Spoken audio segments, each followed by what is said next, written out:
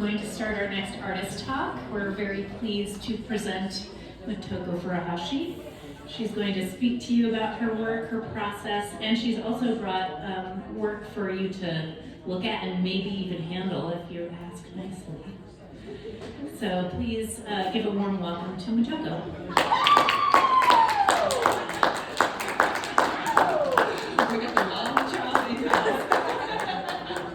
Well, thank you so much for coming, all the way traveling here. My name is Motoko. I'm an artist, but also teaches at the New Mexico State University in the metals and jewelry. My work is primarily driven by the location that I visited or traveling, or my previous memory from this traveling, or sometimes my brain traveling for the space somewhere, to thinking about the location that I'm not presently located.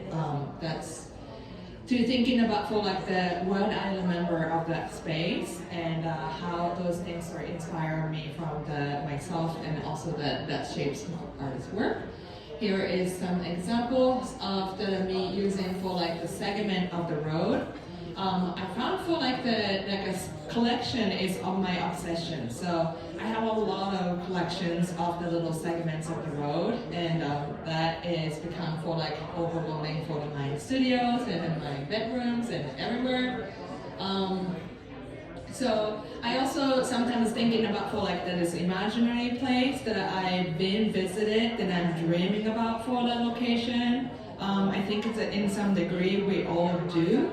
If you are, in a cold somewhere in north, then they all wanted to migrate to somewhere tropical and nice.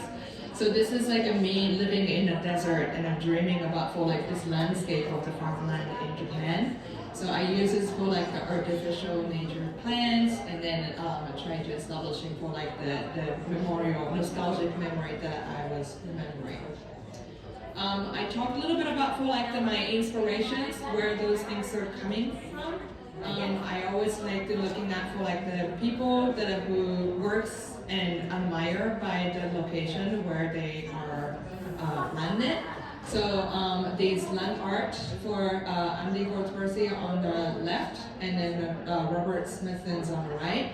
They both challenges for the natural locations, and then shifting for the meanings, and also the aesthetical location by just rearranging for the very big basic minimum things with the materials that where they are accessible at that place. Or something for bringing for the materials, and then using for the materials as an inspiration to analyzing for the site. Francis Alice on the left was dragging for the ice cube, the big gigantic ice around for the city of the Mexico, and then just waited until it all completely melted. And the tracing of the drip of the water by melting the ice is the segments of the path that you created. But of course you all know that water evaporates it, so then it doesn't no longer exist. But then evidence is still there. And then Gabriel Orozco is similar things with this ball clay that he was kicking throughout the New York City. So that everything that on the clay ball is having a trace of the location to where he was traveling to kick in these clay balls. So that becomes for the evidence of the traveling path.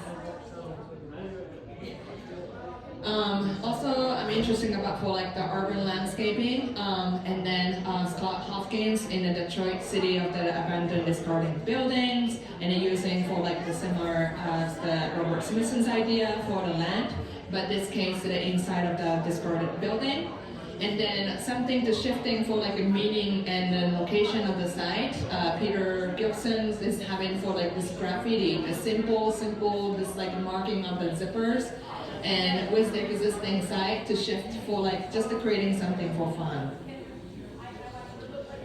I also, when I talk about my artwork, I think that a lot of people recognizing I'm from Japan, and then we do have for the aesthetics, it's appreciation of the natures, and then that those artists are really remarkable to me. That is how simple they are to just to show for how beautiful this our land is.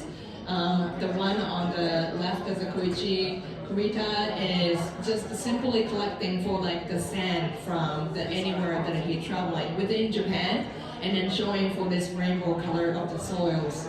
And then Yokosuda is the piece of work that are made by the curved wood.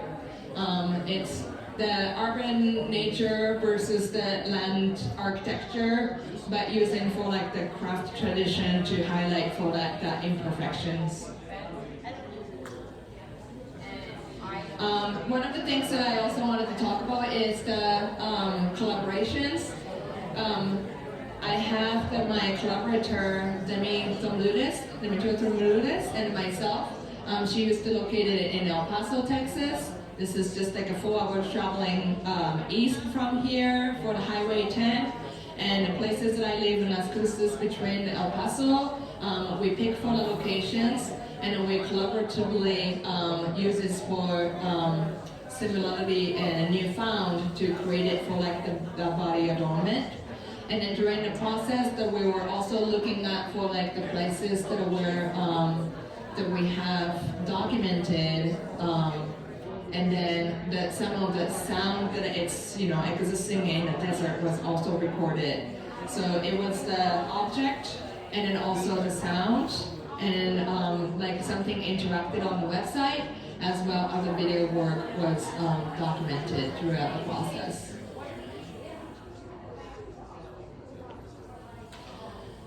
And then previously, I also found for those potholes beautiful coming from Japan. We didn't have a lot of those as I grew up in Tokyo. As soon as when you see the crack, then they fix it right away before they get that bad.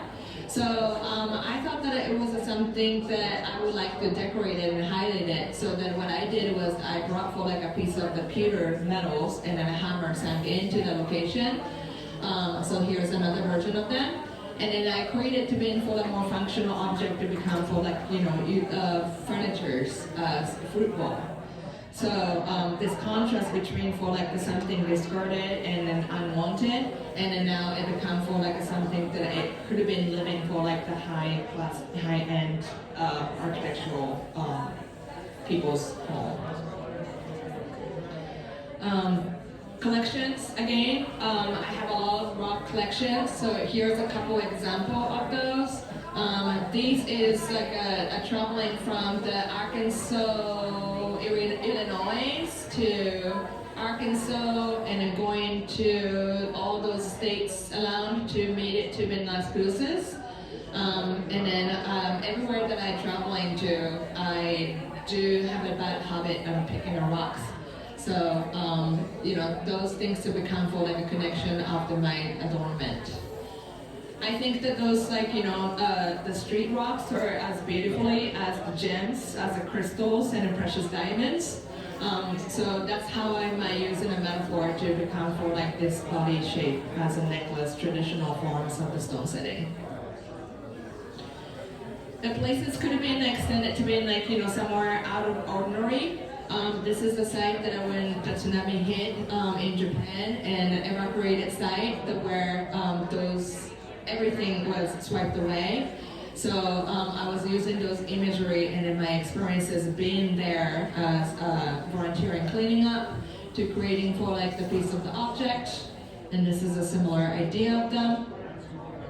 This is some of the studio input for how I creating for like use of the map as the references, and then combined with the body images, and then also as the found object. I think it's also really fascinating for like a people too, as which maybe make me thinking about the why that I make the jewelry.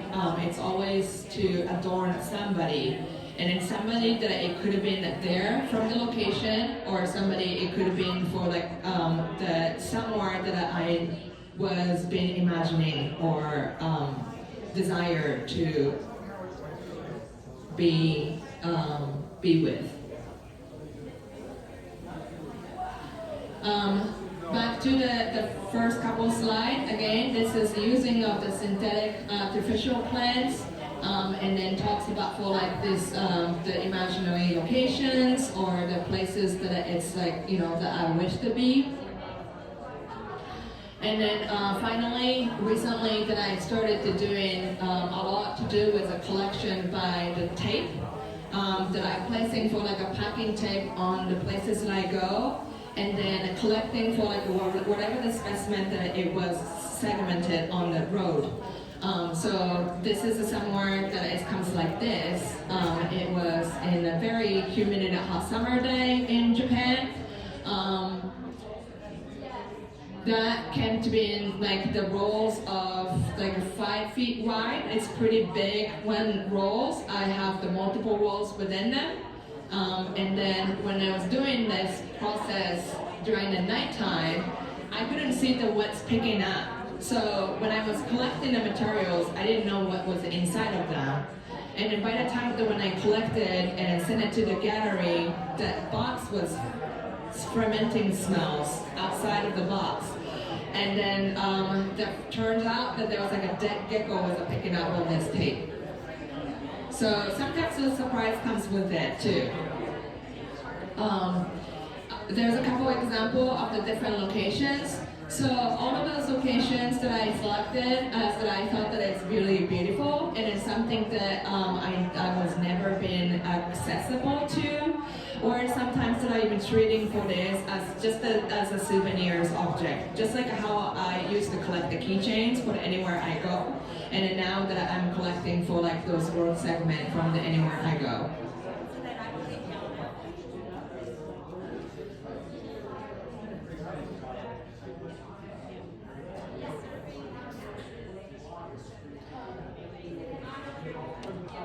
And this is the handicap parking lot that you can see for like the paints chipping off from the blue and red.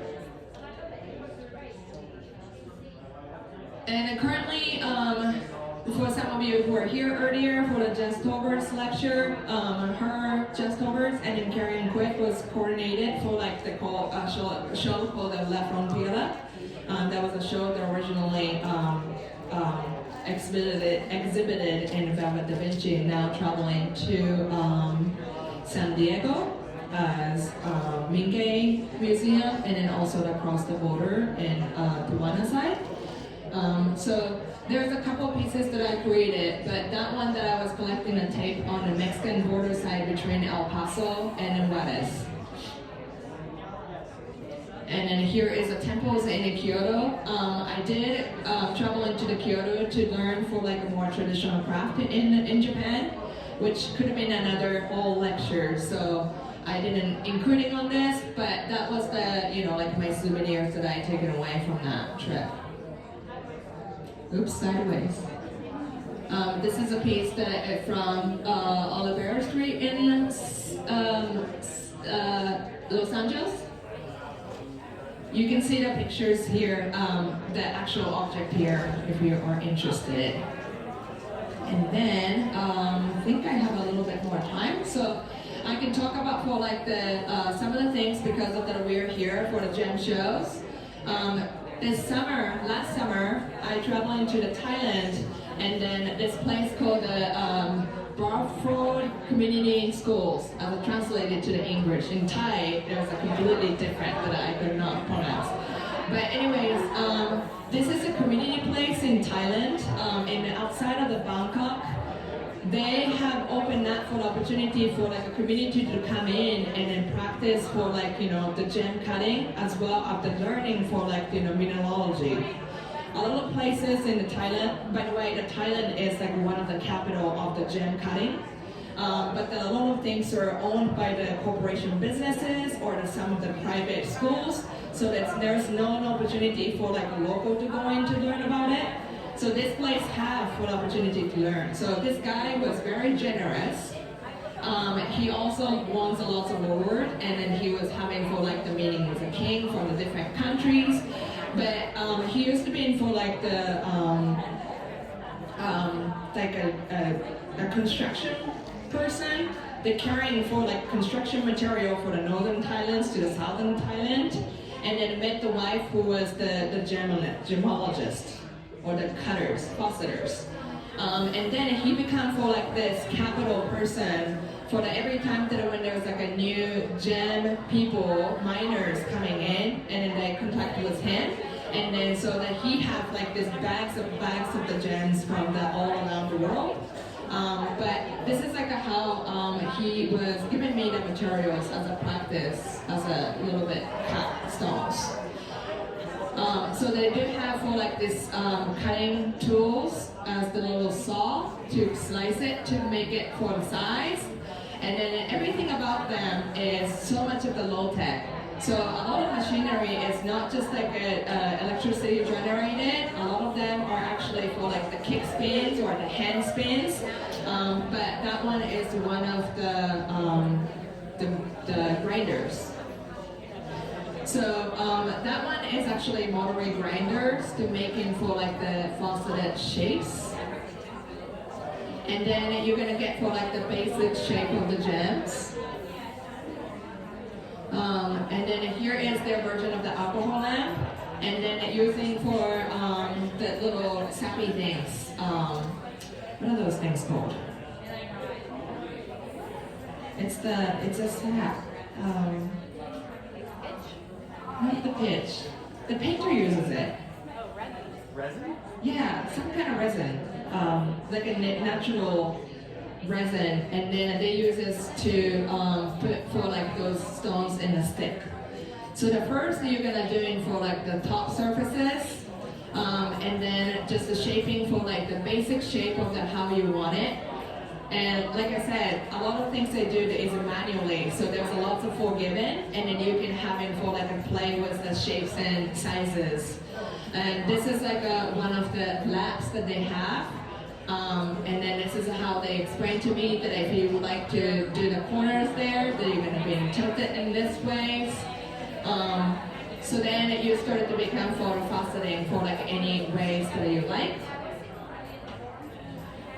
And then at first it comes to be like a little bit rougher, and then you do the top, and then you flip to the back side, and then you're doing for like another, like the big cutting, and then you start the bend for the polishing.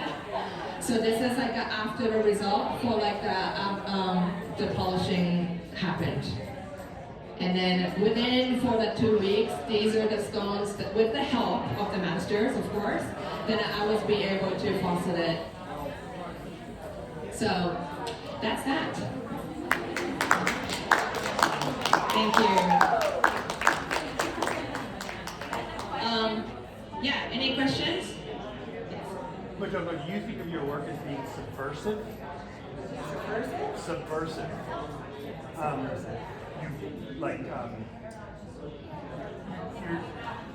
You're taking these traditions, these time-honored traditions, and this craft tradition of faceting, or what's it called when you set the stones? But most people do it with precious stones. You're doing it with concrete and streets. So it sort of, in a way, undermines the craft tradition while also honoring it. So subversive? Yeah. Do I think my work's subversive? I think, yeah, in some ways, some degrees. I think, yeah, you're correct. I use this for like all the techniques, and it's a very tradition. And I'm really interesting about for like those learning from the tradition, learning from masters. Right. But I think that it's, I always like for like the, idea of the innovative part, that I would like to incorporate in some degree of the new. And then sometimes that I do embed it for like, the portion of the technology. Some of the cuts that I use is for like, the water jet cutters, and, like accessible nowadays. So, yeah. Well, what about, for example, the pothole holes? Mm-hmm. Here you're taking something that's like, every person in their SUV coming down from the fancy foothills Sure. are going to complain about, Yeah. but they're also not going to pay for the taxes to afford to fix it. Yeah. You're taking that and selling it to them as a fancy bowl and put their apples in. Uh-huh. they probably don't know that's the pothole that they were complaining about 2 minutes ago. Yeah. So that's subversive, right? Uh-huh. That's like subversive, like fooling them. Kind of fooling them. Yeah, like making fun of. That's it. Yeah. I didn't intend it to do that. but I think it does. Yeah. To me, it's important to honor everything. That's even the potholes, like they are created to be, there. Like they might be not wanted by the people, but it was the evidence of our living. Yeah. So in some ways, that like back to the Japanese appreciations of the natures, like we think everything, right? So you really come to your work with an earnest honesty. Yeah, just from my observation, and it's no intent to like undermine an authority or I don't think so. upend tradition or upset people. I definitely don't want to upset people. That's the one thing that I've been careful of. Even for like the people who don't even care about the pothole, but I found the workers and I asked them. And then they told me that they're coming to fix the entire area for the next week so that I can just tear down the road for that week. So that's the level of my hesitation, that I don't want to go into somewhere that I, make other people in trouble or make myself in trouble. Yeah. You're gonna get in trouble if somebody finds out about them bowls.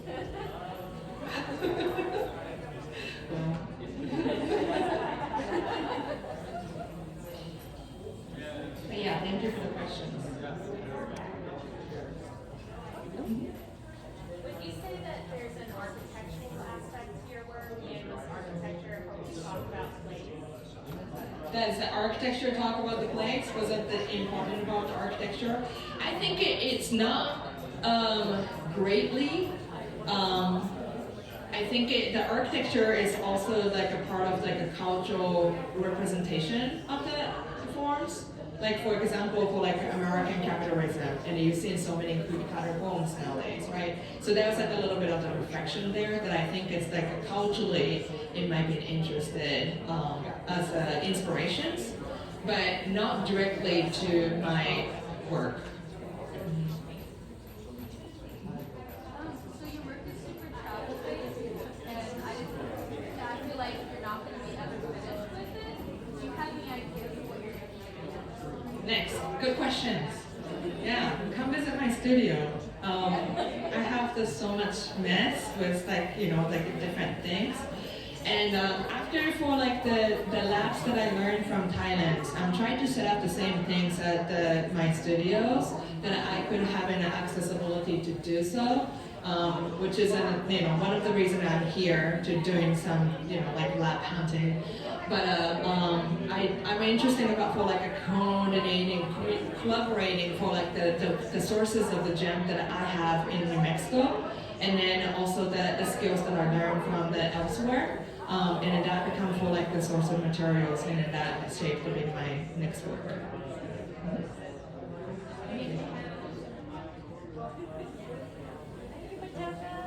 Okay, thank you.